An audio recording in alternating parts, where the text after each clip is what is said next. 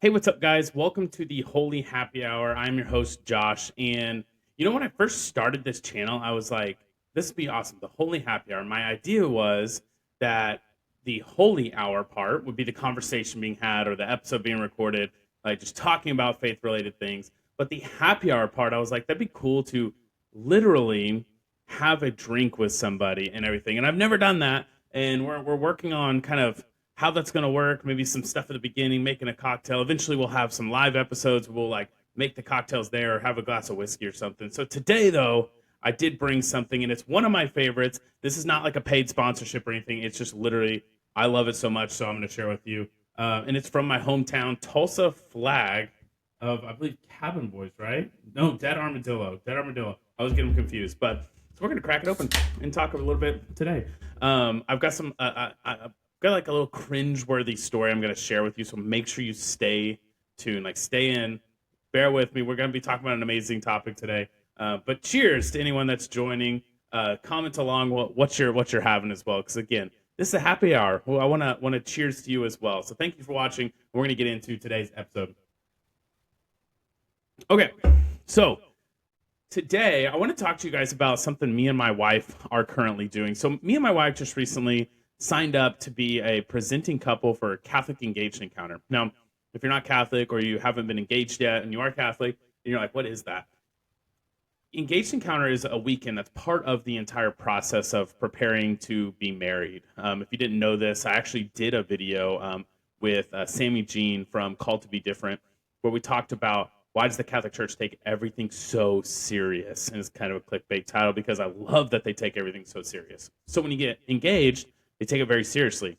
They prepare you all through everything. They have you go through natural family planning, so we understand the point, the importance. There we go. It's like purpose, but the importance behind the pro-life argument, understanding that like sex is a gift, and as getting married in the Catholic Church, you are saying that I am open to having children. And so I did like natural family planning. We even met with a guy that literally sat us down and we're like, we're going to go through every topic that could possibly cause division. And I thought that was so interesting. So I'm going to turn my phone on Do Not Disturb. I thought it was so interesting that they were like, we would rather you break up now than to enter into this like eternal covenant, like this forever covenant. And so when we got to the Catholic engagement counterpart, we're like, gosh, like another weekend, like, or this one's a whole weekend, like this is gonna be a lot. We didn't know what to expect. And we actually got sent by the priest that was marrying us. He told us, you guys are going to Wichita, Kansas. And so we went up there, so nervous. We actually sat in the car. Remember, it was like, we got 10 minutes till check-in technically starts. But we saw people going in.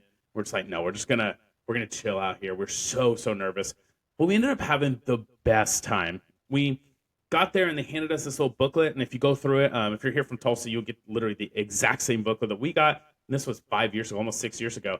Give us this booklet. And like, we are going to go through this booklet throughout the entire weekend. And so we took our booklet and we didn't know what to expect. They separated us, obviously, because we're not married. And so the guys stayed on the second floor, girls stayed on the first floor. We had a roommate. I don't even remember my roommate's name. I just remember he was like from like a country town, like worked on a farm type thing.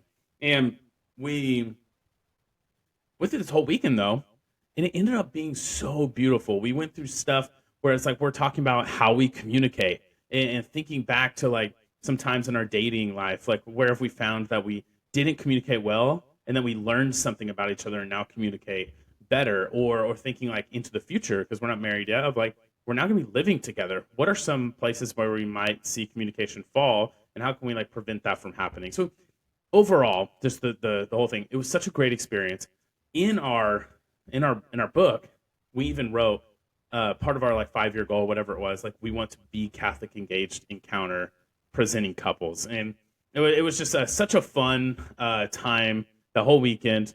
But fast forward to today, it was technically last year, but like to today's time, we finally get the call and they're like, hey, we'd love for you guys to come shadow a weekend. So they bring you out and they shadow a weekend and you guys get to walk through the entire weekend, the engaged encounter weekend again from like the outside, from like behind the scenes, like with the presenters.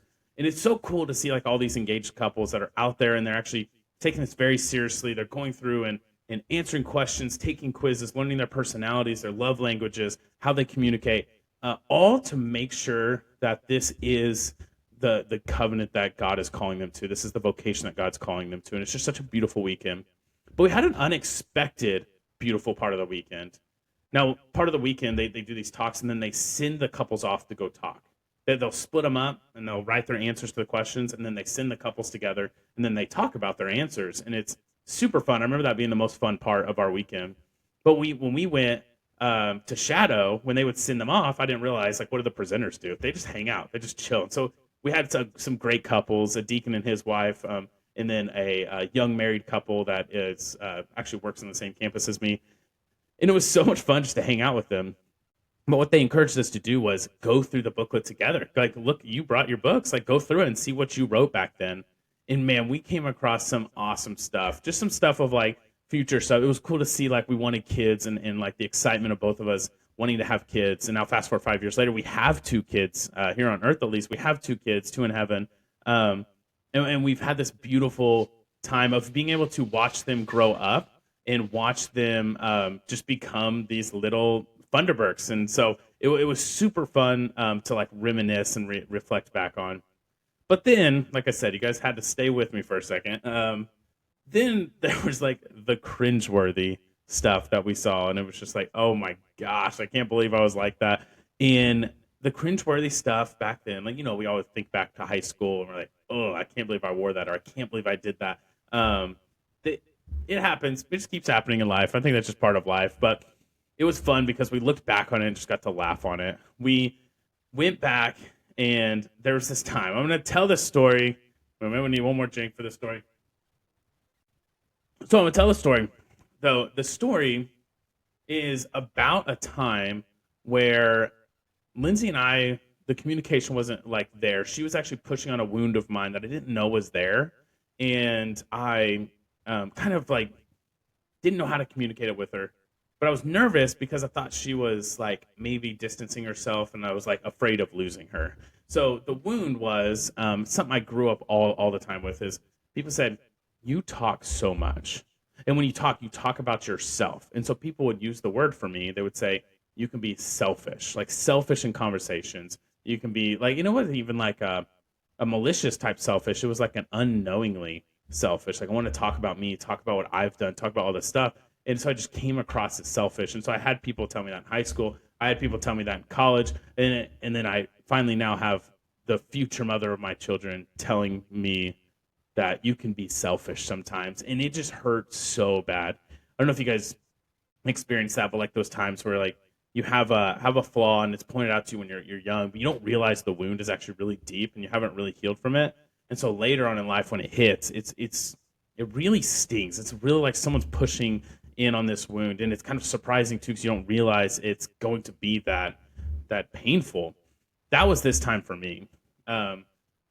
We got to talk through it, and Lindsay really helped me understand. Like I was only telling you this for your benefit. Like I wanted to help you out, and I wanted to let you know in a loving way. Like she had good intentions behind it, and it was great because when she opened up like that, I was able to open up and say, I'm sorry I reacted that way. This is why I reacted that way.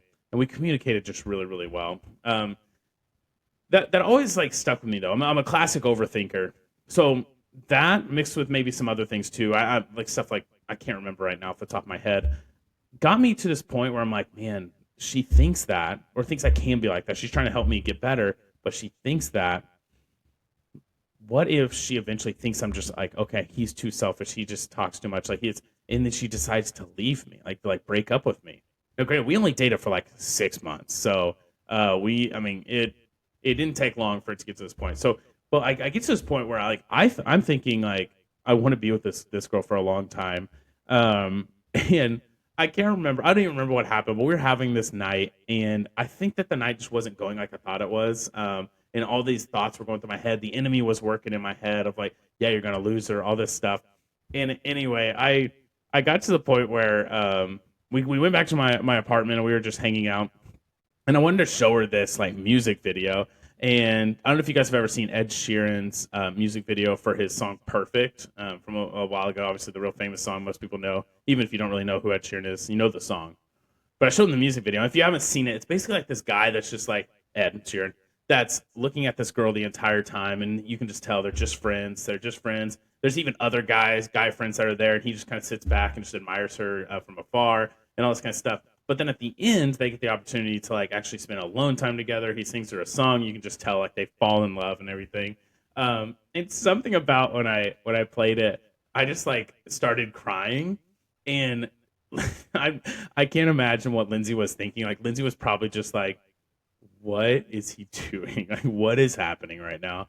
And yeah, I just started crying, and she's like, what's wrong? And I was like, I just don't want to lose you. Like, I don't want to be selfish. I don't, and I just like unleashed and like let all this out.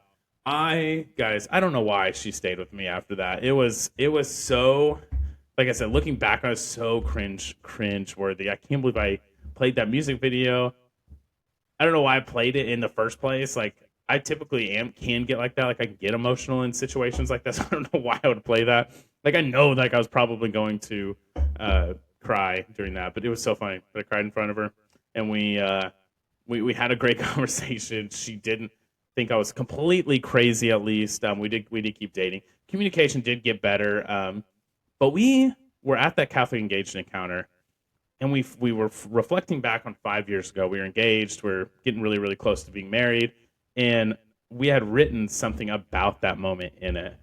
And something about it, like reflecting back on it 5 years later, we couldn't help but just laugh, like just die laughing. Now think of like remember like back in that day, like 5 years ago, I was so distraught. I was heartbroken. This was a terrible time. Like I thought I was losing her, but now 5 years later, we were able to look back and we are just cracking up laughing at where we thought we were, or where like what I was thinking. Like I don't even know, like just kind of in shock and awe of like I can't believe that happened. But it was just great, and I think the message I got from it, I was thinking about it when I was praying this morning, was that it's really good to reflect back. It's not good to live in the past, but it is good to reflect back in the past sometimes. I think we can get caught up in the trials of now, the trials of the present. Like right now, currently, I can get kind of caught up like in finances. Like it's like, man, like things are getting tight. I wasn't able to put as much towards this debt as I thought, or I'm not able to put as much in savings as I thought. And if I just take some time and step back, slow down, that's been my key. Slow down and calm have been my key for this year, 2025. But if you can just, if I could take a step back and calm, slow down, I would look and see, man, 3 years ago, we were living paycheck to paycheck. We're like borrowing money from parents to keep bills on it. We had a time where in our apartment, our power went off all of a sudden. We're like, oh crap, we got to pay that bill. We were like negative money in our bank account. I had to go and sell like $300 worth of supplements and stuff from the company I was part of at the time. And I did. And then we were able to get the lights back on. But I mean, that was a brutal time. So if I was able to take a step back and reflect back and thank God for that time, because it built me and it's made me strong, built my character, it's made me a stronger man, a provider. And I learned from it. And I came to this point now where now I'm able to, like provide for my family so much more. I'm able to start putting money aside for retirement, start taking care of some debts and stuff like that. And it was just it's so beautiful in moments like that to be able to reflect back on where we were and be appreciative for it. We always thank God for suffering, because the reason suffering can even be around, like a lot of people like want to use suffering as a reason that God maybe doesn't exist.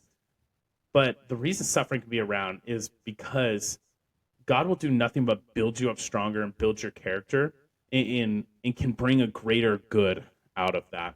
And so looking back on that moment, just of that, like crying, thinking I was going to lose her, my wife now just thinks like, hey, I mean, I guess at the end of the day, you were super passionate. It definitely showed me that you cared about me a lot. It was super weird, but you cared about me a lot. And we were able to reflect back on that now and just kind of laugh at where we were, how our communication was, and how bad it was, and where it is now. And I think that for me, that makes the moments of today a lot easier, a lot easier to deal with. It makes it a lot uh, easier to not be quick to react, because I'm trying to slow down, trying to be calm with everything, not trying to have really quick emotions in a bad way or quick emotions in a good way. Just be calm and slow down. And as you're able to do that, I think then you're able to reflect on and focus on your relationship with God. And a lot of this is the exact same way. I think that our relationship with God and our faith life is the same thing, we sometimes need to take that. I mean, obviously we do it before confession. We do the examination of conscience. Like, what sins have I committed since my last confession? And we get to reflect on it. We think back on. We don't live in the past, but we think about those things so that we can confess them, but also so that we can grow from them. When you live in the past, you start to get angry. You start to get mad, whether it's mad at a person for doing something to you, or mad at yourself for doing something to someone, or maybe something to yourself.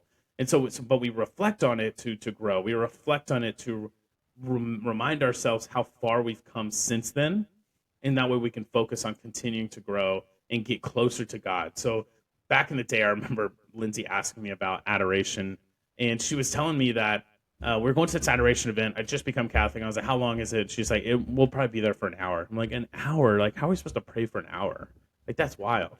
And now probably two to four times on a really good week, like I do like a holy half hour plus mass, so like an hour total in prayer, and would probably do more if I just had the time for it. I don't want to take too much time away from work, um, but I'm able to do that now on a regular basis, like compared to back in the day when I heard that adoration was going to be an hour, and I was like, "What the heck? Like, how do people do this?" And so I just continue to reflect back on where I was, be grateful for those opportunities that I was able to grow.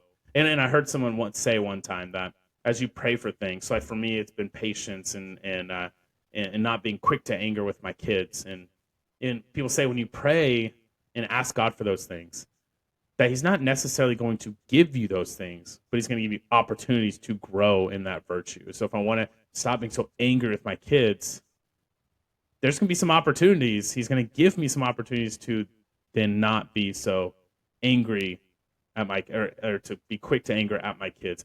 Practice patience and stuff like that. So yeah, I wanted to share that with you guys, and I hope that encourages you guys to, if you're married, to be with your spouse and to reflect back on like where it was, how long has it been since you have last talked about where you were when you first got married and the things you guys used to struggle with and how far you've come. Like, celebrate those wins of how far you've come. And if you're not married, maybe you think to yourself, like, the Catholic Church takes everything so seriously, and take this time to pray for your future spouse. I've got a beautiful prayer that's in my Bible. And my Bible is Lindsay's Bible from when she was in college. And I took everything out. She had so many like papers and notes from people and everything. But I found one that was a prayer for her future spouse that she wrote while she was in college. So I keep that with me. And so I would encourage you, if you're not married right now, maybe do something like that. I mean, that letter means so much to me. And so I encourage you, whether it's writing it down or just actively be praying for your spouse and praying that God is working on you and preparing you to be the partner that your spouse is going to need. And it's going to be what he or she needs at the time. And obviously, then you continue to grow with each other. But yeah, I wanted to share that story with you guys. We were talking about it, and we're about to do our first Engaged Encounter weekend. So pray for us that goes well, and that we're able to help out the couples that are wanting to grow in their faith and grow closer together as a couple as they grow closer to God. But I want to share that story with you guys to hopefully encourage you guys to be able to reflect back. Like, don't hide that stuff. Don't be shameful. Like, some of that, we've all done cringeworthy stuff. We've all done things like that. I encourage you guys to embrace it. Like, embrace it. It is just quite the, I don't know. It's just quite the time to do that with your spouse. You get some good laughs, but always remember to assure your spouse though that like I've seen you grow since then, and as funny as that is, I love the person you are now, and that's what I love about my wife and what she's done for me since that time. She still loves me, but she assures me that like you have come so far since then, and I try to do the same for her. So you guys have a great week. Again, I want to give you guys one more reminder to like and subscribe. You probably saw the pop-up down here at the beginning of the video, but like and subscribe. It helps us grow the channel, helps us reach more people for Jesus. But also, we got another video coming out next Monday, which is our next Thoughts with Josh, which is an explanation of like why we're doing this. I don't just do this for my vanity. I want to be the next Matt Fradd. I want people to know my name. I want to be asked to be a speaker. I don't do it for that. We actually have a much, much bigger vision to help people in our community. And so if you guys are interested in that, join our free Patreon. Again, every time you hear Patreon, people are like, like how much is it? It's free, absolutely free. We're building what I hope to be the best, most active online Catholic community. So I'd love for you guys to join. Be active in the group. I post daily gospel reflections, or we're gonna start doing like stuff on the saints. We're gonna be posting special videos that will only be in that channel, and it's absolutely free to join. So you guys can join that. It just started up maybe a couple weeks ago, and I've been just trying to put as much content in there for you. So when you join today, there's tons of content in there that you can go ahead and start going in and sharing. But we'll do some daily prayer stuff in there. My vision for it would be to do some live prayer stuff. We can either do live rosary together, or we can do live prayer intentions and Zoom calls, Bible studies, stuff like that. But join it today. You guys can find the link in the bio. But other than that, you guys have a blessed week, and we will see you guys next time. God bless.